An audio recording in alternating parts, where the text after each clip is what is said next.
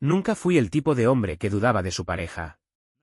Ni que revisaba celulares, ni que espiaba contraseñas. De hecho, siempre creí que eso era más un síntoma de inseguridad que una muestra de amor. Laura y yo llevábamos una década juntos, compartiendo prácticamente todo: casa, cuentas, claves de Netflix, incluso la de Spotify. Vivíamos una rutina simple, casi predecible, pero cómoda. Ella trabajaba en una galería de arte, yo desde casa como diseñador gráfico.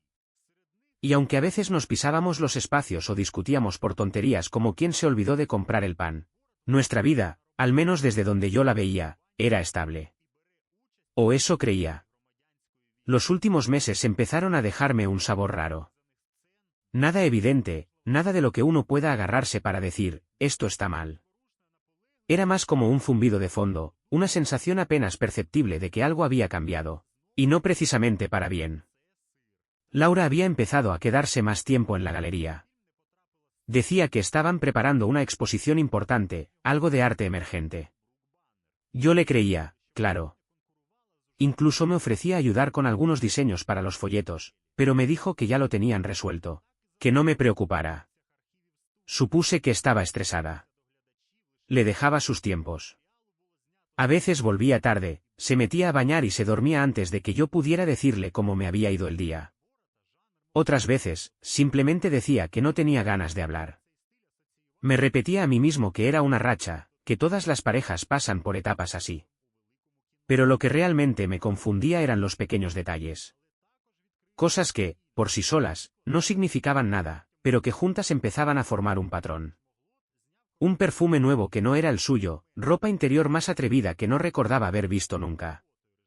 Pasaba más tiempo frente al espejo, se maquillaba incluso cuando salía solo a comprar al súper. Su celular, que antes dejaba olvidado en la cocina o en el sofá, ahora lo llevaba consigo a todas partes, incluso al baño. Y cada vez que le entraba un mensaje, la pantalla se apagaba casi de inmediato. No soy tonto. Pero sí fui ingenuo. Quería creer que todo tenía una explicación lógica. Tal vez estaba intentando reconectarse con ella misma, tal vez atravesaba una crisis personal, o simplemente necesitaba espacio. Me forcé a no leer entre líneas. A no buscar fantasmas donde no los había.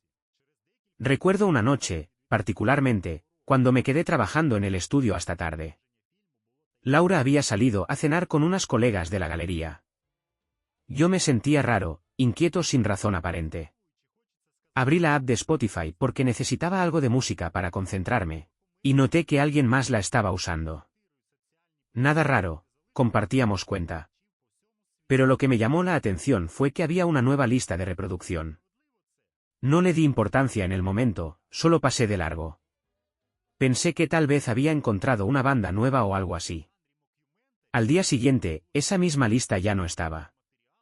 Desaparecida. Como si nunca hubiera existido. Pensé en preguntarle, pero me detuve. No quería parecer paranoico. No quería convertirme en ese tipo de esposo que empieza a sospechar por cualquier cosa. Me repetía que la confianza era la base de todo, que Laura me amaba, que si algo estuviera pasando, ella me lo diría, ¿no? Pero esa seguridad, esa certeza con la que solía caminar por la vida, empezaba a agrietarse. Poco a poco. Y lo más triste es que yo seguía justificándolo todo. Cada cambio, cada ausencia, cada silencio. Me convertí en experto en buscar excusas por ella. Porque prefería mentirme a mí mismo antes que admitir la posibilidad de que la persona con la que había construido una vida, una casa, una historia, pudiera estar borrándome lentamente. La verdad, en ese momento, me resultaba más aterradora que cualquier mentira. Y por eso, la ignoré. Hasta que ya no pude. Esa noche no tenía ganas de trabajar, pero el proyecto estaba atrasado y los plazos no esperaban. Me preparé un café, me puse los auriculares y abrí Spotify como lo hacía siempre. Era rutina, una costumbre tan automatizada como cepillarme los dientes o revisar el correo. Lo que no era parte de la rutina fue lo que vi al abrir la aplicación. Una nueva lista de reproducción. Se llamaba Nuestras Noches Secretas. El nombre me sacudió como un cubo de agua helada. Lo primero que pensé fue que era una broma. O alguna de esas recomendaciones automáticas que lanza la plataforma con nombres sugerentes. Pero no, esta estaba en nuestra cuenta. En nuestra cuenta compartida. Y la estaba usando alguien en ese preciso momento. No la había creado yo. Mi pulso se aceleró. Abrí la lista. No reconocía ninguna de las canciones. Nada de lo que solíamos escuchar Laura y yo. Eran canciones suaves, íntimas, muchas de ellas con letras que hablaban de encuentros escondidos, de besos robados, de cuerpos que se buscaban cuando nadie los miraba. Algunas en inglés, otras en francés. Todas tenían algo en común, romanticismo meloso, pero cargado de deseo. Y algo me decía que ninguna de esas canciones había sonado en nuestra habitación. Spotify tiene una función que muestra desde dónde se está reproduciendo la música. Es algo que nunca me había importado, hasta ese instante. Vi el icono, reproduciendo en iPhone. Pero debajo, con letra más pequeña, aparecía algo que me dejó clavado al asiento. La ubicación aproximada era un hotel a las afueras, a casi 40 kilómetros de casa.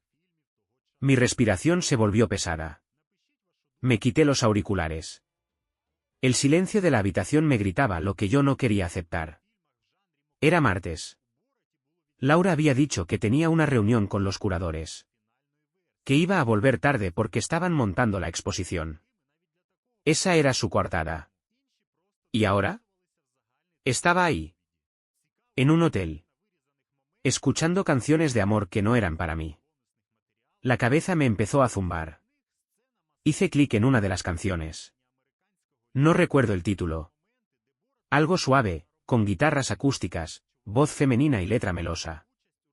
Casi pude verla, la luz tenue del hotel, ella riendo bajito, desnudándose despacio mientras esa música envolvía el aire.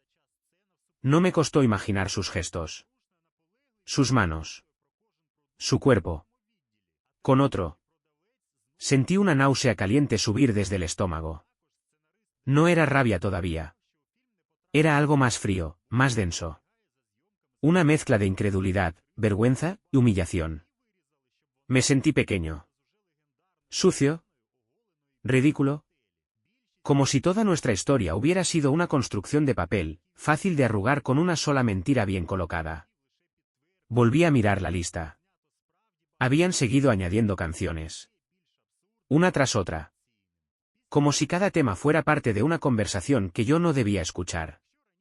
Como si estuvieran firmando su pacto, canción por canción, mientras yo me deshacía en silencio frente a una pantalla. No lloré. No todavía. En lugar de eso, busqué una canción. Una sola. Before It Hits, de Carrie Underwood. La añadí como cierre. Un mensaje. Un grito mudo. Una advertencia que seguramente ninguno de los dos entendería en ese momento, pero que decía todo lo que yo no podía pronunciar.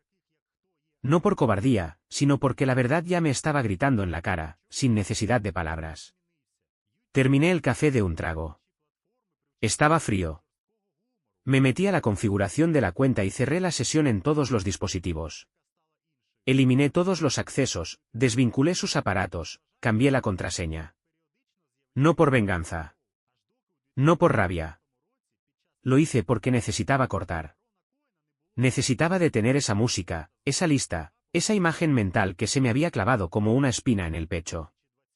Cuando todo quedó en silencio, me quedé un rato frente a la pantalla, viendo el reflejo de mi cara en negro. No supe cuánto tiempo pasó. Solo sabía que algo dentro de mí se había roto. Y no tenía idea de cómo se reparaba. Ese fue el momento exacto en que la confianza se convirtió en ceniza. Y todavía no tenía la menor idea de hasta dónde llegaban sus mentiras. La mañana siguiente fue un ejercicio de contención emocional. Laura volvió temprano, como si nada, con esa expresión neutral que había aprendido a usar tan bien últimamente. Ni rastro de culpa en su cara. Solo cansancio fingido y una sonrisa tibia. Yo, por mi parte, actué. Porque eso es lo que uno hace cuando todavía no está listo para destruir el mundo que construyó con tanto esfuerzo. Finge. Finge estar bien. Finge no saber. Le mencioné la lista. Su reacción fue rápida. Demasiado rápida. como si ya tuviera la excusa preparada. Dijo que no sabía de qué hablaba, que probablemente alguien del trabajo había usado la cuenta desde su teléfono, que compartieron música durante una cena. Lo dijo como si fuera lo más natural del mundo. Me lanzó explicaciones vagas, casi automáticas. Habló de una compañera que le pidió recomendaciones, de una conversación de fondo sobre canciones y exposiciones. Ni una pizca de nervios. Ni un titubeo. Una parte de mí quiso creerle.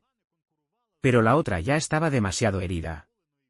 Ese mismo día empecé a ver con otros ojos cosas que antes ignoraba. Detalles pequeños, pero ahora cargados de sentido. En la basura, entre papeles arrugados, encontré un recibo de hotel. Mismo nombre que el de la noche anterior. Mismo rango horario en el que se actualizó la lista. Decía pago en efectivo y un número de habitación. Al principio pensé que era pura coincidencia, pero mi estómago me decía otra cosa. Un nudo constante, como si cada mentira tuviera su propio peso dentro de mí. Vi también un cepillo de dientes que no reconocía, metido en el cajón del baño. Era nuevo, azul oscuro, de esos modelos de viaje. Yo no lo compré. Y Laura siempre usaba el suyo color coral. Ropa interior que jamás había visto empezó a aparecer doblada entre su ropa habitual. Lencería más atrevida, más provocativa. No tenía etiquetas, lo cual significaba que ya la había usado. No para mí, claramente. Me convertí en un observador en mi propia casa. Cada cosa tenía un doble significado. Cada gesto, cada silencio, cada cambio en la rutina. No decía nada. No aún. Pero empecé a recolectar pruebas, como quien se prepara para una tormenta que sabe inevitable. Una noche, cuando ella dormía profundamente a mi lado, me levanté en silencio y me senté frente al computador. Creé una cuenta falsa en redes sociales. Nada muy elaborado. Una identidad sencilla, con foto de perfil de stock y algunos intereses comunes. Empecé a seguirla. Tardó menos de una hora en aceptar. Lo que encontré ahí terminó de abrirme los ojos. Entre sus historias guardadas, muchas eran sobre arte, trabajo y frases motivadoras.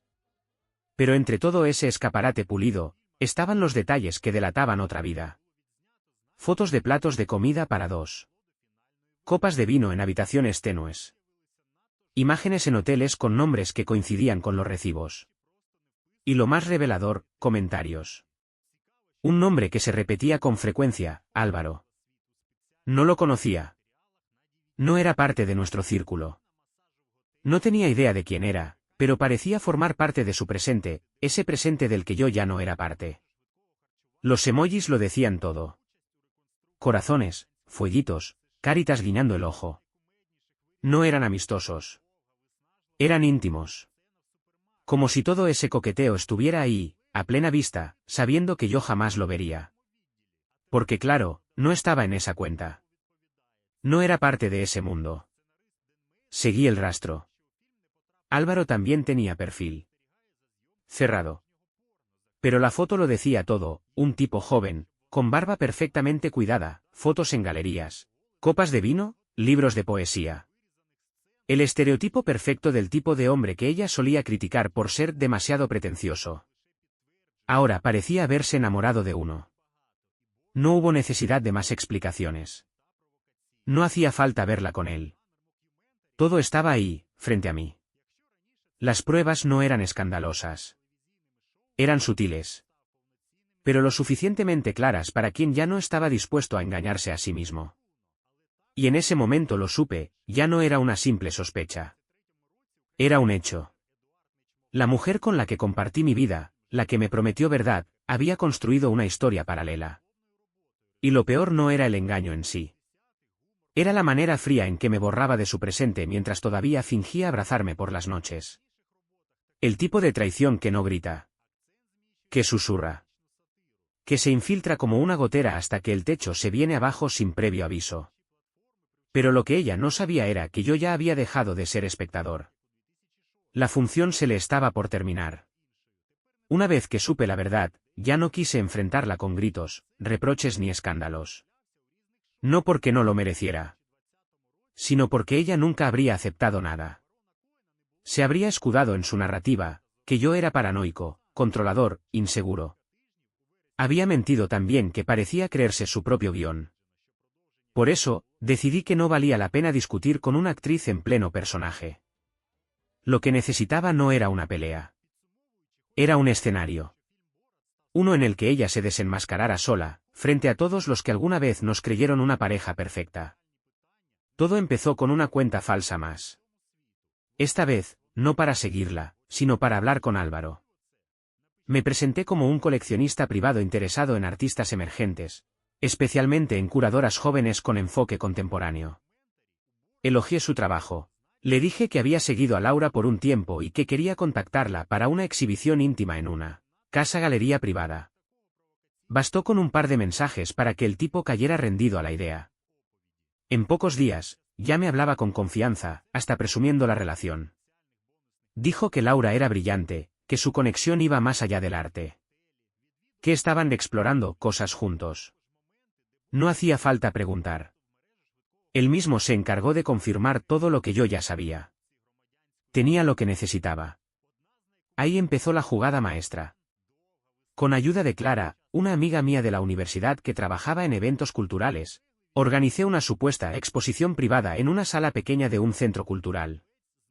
La idea era simple, reunir a amigos del medio, conocidos de ambos, gente que frecuentaba nuestras redes, y, por supuesto, invitar a Laura como curadora invitada. Ella pensaría que era un reconocimiento a su trabajo. Y lo era, de algún modo. Solo que no en el sentido que ella imaginaba. La invitación era formal, con diseño profesional, título elegante y un falso patrocinador artístico. Todo perfectamente cuidado. En la convocatoria no aparecía mi nombre en ninguna parte. Firmaba como el supuesto coleccionista que había contactado a Álvaro. La respuesta de Laura fue inmediata. Encantada, emocionada. Incluso publicó una historia agradeciendo la oportunidad. Una sorpresa inesperada que me llena el corazón, escribió. Pocas veces el cinismo me había parecido tan patético. La noche llegó. La galería estaba llena. Música ambiental, luces cálidas, vino tinto servido con cuidado. En las paredes colgaban piezas prestadas por amigos artistas. Todos esperaban el momento central del evento, la proyección audiovisual que, supuestamente, mostraría la trayectoria de la curadora. Entonces comenzó el show. Las luces bajaron. En la pantalla apareció la interfaz de Spotify. Algunos se rieron, pensando que era parte de la propuesta artística. Se mostraba una lista titulada Nuestras noches secretas, con portada personalizada. Una a una, comenzaron a pasar las canciones. Todas las que ella y Álvaro habían estado escuchando durante sus encuentros. Cada título, cada letra, se sentía como una confesión en clave musical. Algunas personas comenzaron a murmurar, confundidas. Laura miraba la pantalla, primero sin comprender, luego con los ojos bien abiertos. Y entonces sucedió. Álvaro, iluso, apareció en la sala. Llegó tarde, pero aún a tiempo para protagonizar su momento. Llevaba una chaqueta de cuero, sonrisa segura, como si viniera a celebrar el inicio de su historia de amor a plena luz. Buscó con la mirada, sin saber que todos ya lo estaban mirando. Y ahí me hice visible. Me acerqué al centro de la sala, traje oscuro, postura tranquila. El murmullo se hizo silencio. Los asistentes se dieron cuenta de que no era parte del staff, ni un simple invitado más. Entonces hablé. No con palabras, esas llegaron después, sino con una mirada que señaló directo al protagonista de la noche, el verdadero curador del corazón de Laura. La lista seguía reproduciéndose en pantalla. La última canción era la que yo había añadido aquella noche en casa. Before Chicks. Empezó a sonar en la sala. Las notas rompieron el aire con una ironía tan perfecta que hasta algunos soltaron una risa nerviosa. No había dudas. No era arte. Era verdad. Cruda, sin filtro, sin excusas. Laura se quedó paralizada. Su rostro, hasta ese momento seguro, perdió color. Miraba la pantalla, a mí, a Álvaro, al público. Nadie decía nada. No había espacio para palabras. Solo para lo evidente. Me acerqué. Con un sobre en la mano. Los papeles del divorcio. Lo dejé frente a ella, sin agresividad. Como quien entrega una pieza más a una exposición que ya no necesita explicación. Los presentes no sabían si aplaudir o retirarse en silencio. Algunos se quedaron congelados, otros se apartaron discretamente.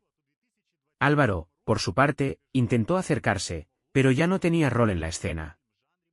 Había pasado de protagonista a figura decorativa. Me di media vuelta y caminé hacia la salida. La música seguía sonando.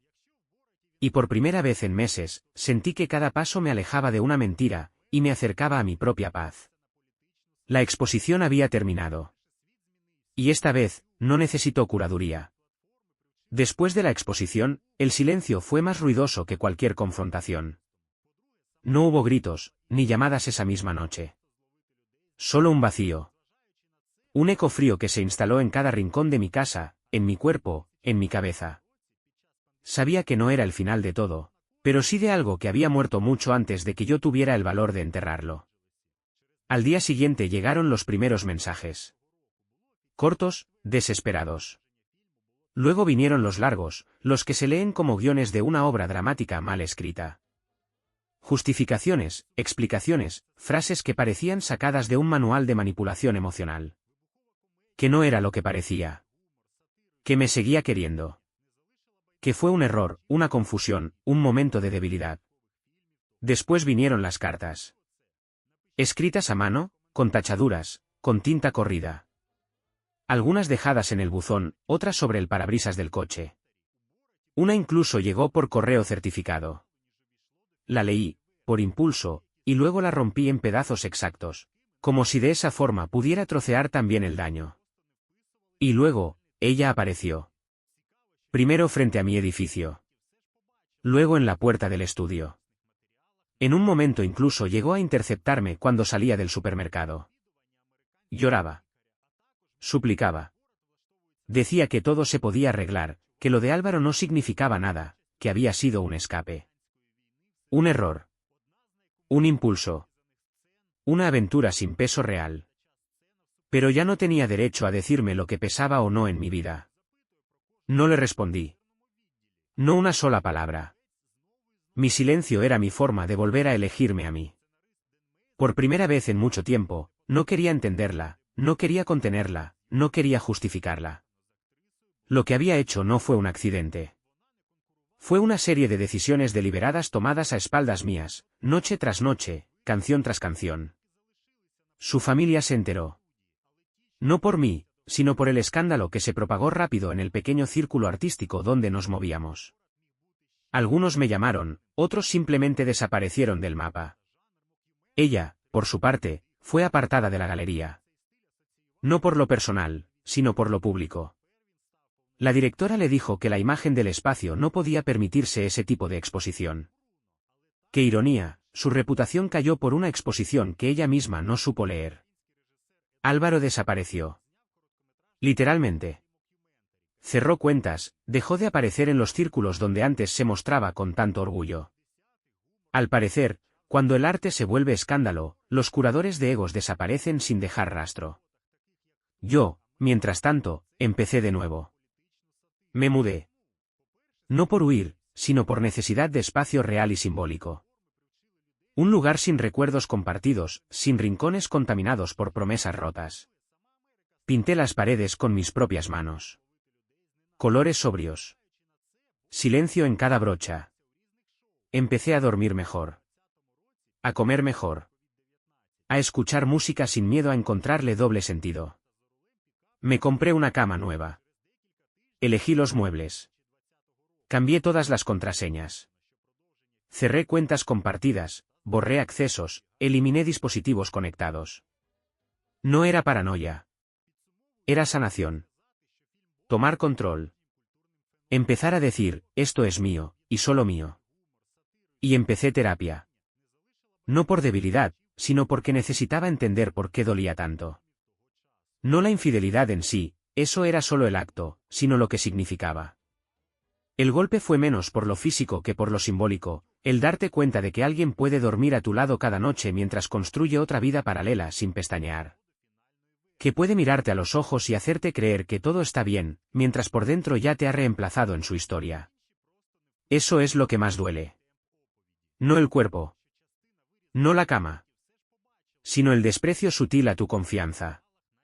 Lo que más me costó aceptar fue que me vi en sus ojos durante tanto tiempo sin darme cuenta de que ya no era yo el que reflejaban. Y ahí entendí algo que nunca voy a olvidar: no duele tanto que te hayan sido infiel, como duele darte cuenta de que alguien se rió de tu ceguera mientras te abrazaba. Pero también, en medio de todo eso, encontré algo que no sabía que había perdido: mi dignidad. Y eso sí que no pienso volver a dejar en manos de nadie. Hoy camino distinto. No más desconfiado, pero sí más alerta. No más cerrado, pero sí más consciente. No necesito que me juren fidelidad. Solo que si alguna vez deciden irse, no lo hagan quedándose. Que se vayan, y punto. Mi nueva vida no es perfecta, pero es mía. Y en ella, cada rincón respira libertad. Ya no tengo miedo de lo que pueda pasar. Porque lo peor ya pasó. Y sobreviví. Más aún, me reencontré. Ahora sé quién soy sin ella. Y eso vale más que cualquier promesa rota.